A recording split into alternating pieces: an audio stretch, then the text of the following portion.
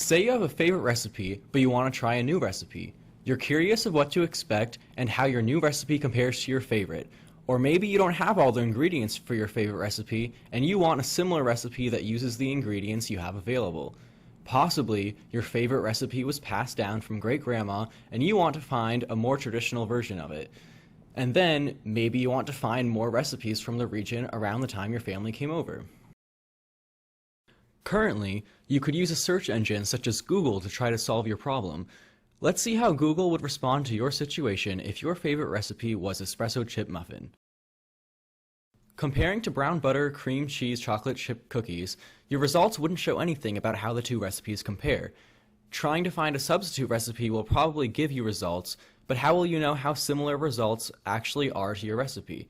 Searching for the origin and development of espresso chip muffins will only give you different recipes. And let's say you wanted a list of traditional American recipes. You will certainly get results from Google, but Google only searches for the word traditional. If you really wanted an analysis of recipes consistently used in America over a long period of time, you would want your results picked from real data, not simply a text search. With FoodCluster, all of the problems in these scenarios could be solved.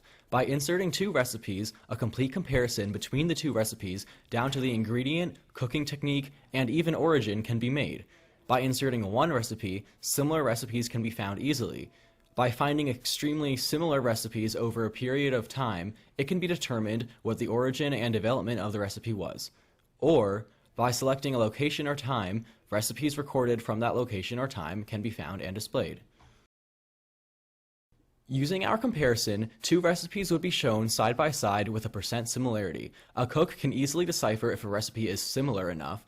Additionally, options may be offered to display traits such as prep time or specific ingredients. With our location and time-based search, a word such as traditional would be translated into a search for recipes that originated at least 100 years ago, with recurring versions at least every 20 years.